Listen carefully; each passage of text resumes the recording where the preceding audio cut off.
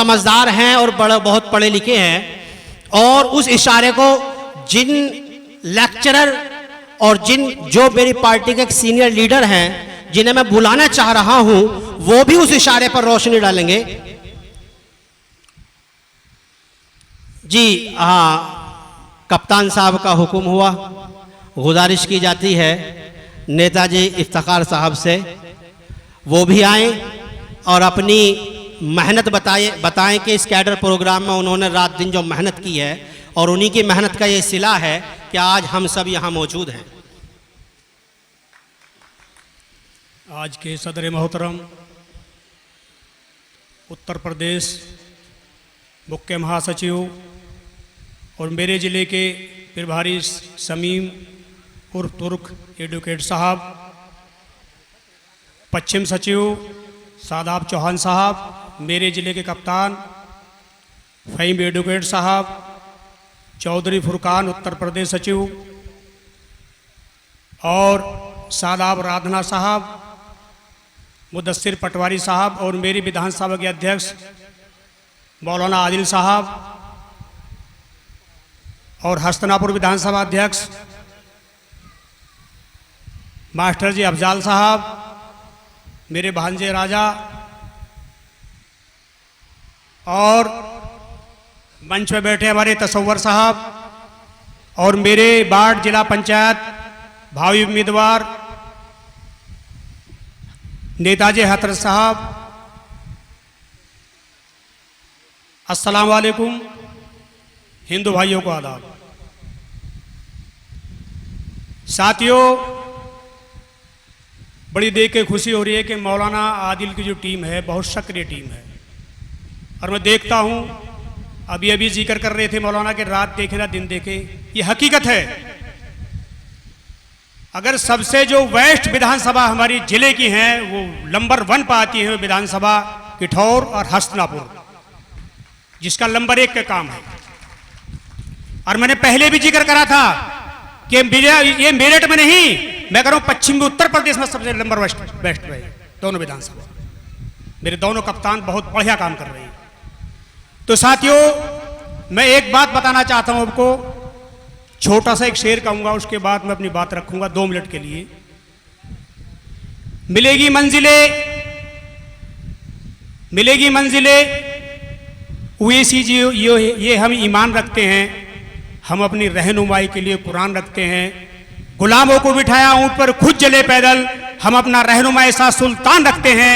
हो वतन से वफादारी, ये कुरान कहता है, हम हर गोशे में हिंदुस्तान रखते हैं। साथियों, 2012 में समाजवादी की हुकूमत आती है और वादा करते हैं मेरे मुसलमान भाइयों से कि मुसलमानों, समाजवादी की सरकार बनाओ, तुम्हें 18% आरक्षण देंगे।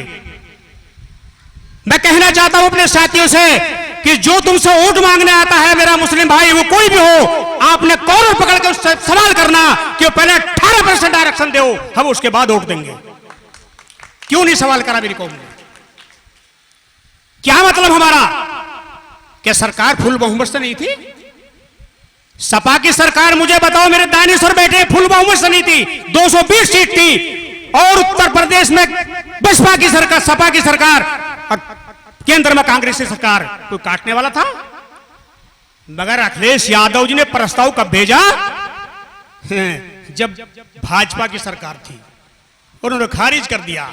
देखा, ये मिला हमें नहीं। हमारे दानिशर कहते हैं कि यार तुम्हारा कोई मुख्यमंत्री नहीं बनता, मुख्यमंत्री कैसे बन जाएगा तुम्हारा? मैं चाहता हूं मुख्यमंत्री बनना नहीं, हम बनने भी नहीं। क्यों? हमारी सोच ऐसी है। मैं कहना चाहता हूं कि हम उस उत्तर प्रदेश को 20 विधायक दे दो, कसम खुदा के पूरे देश की तकदीर बदलने का काम करेंगे हम। मुख्यमंत्री बनना काम नहीं हमारा। क्यों? हमारे साथियों जुल्म होता तो उसे ठावे कौन? मेरी कौम पर जुल्म होता उसे कौन उठावेगा? दलित पर जुल्म होता उसे कौन उठावेगा? अगलियत पर जुल्म होता कौन उठावेगा? उसे बैरिस्टर अवैसी उठावेंगे, उसका काई उठावेगा, उसका विधायक उठावेगा विधानसभा के अंदर। पर क्यों?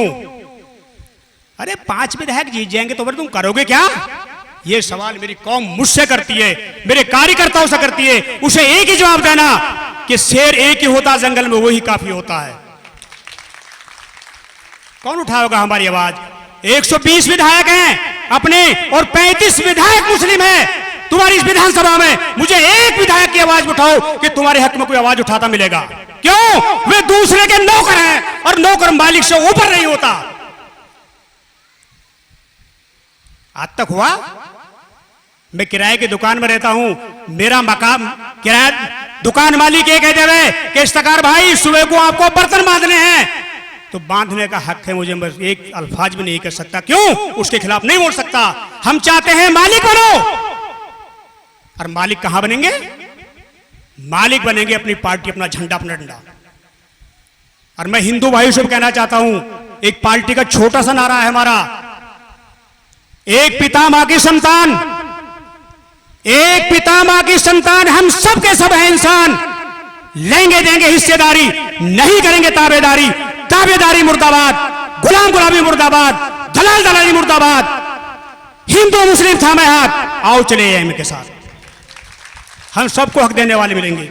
ठीक है मेरे बड़े बैठे, मैं ज्यादा बोल गया थोड़ा सा, और एक शेर के साथ मैं अपनी बात खत्म करूंगा।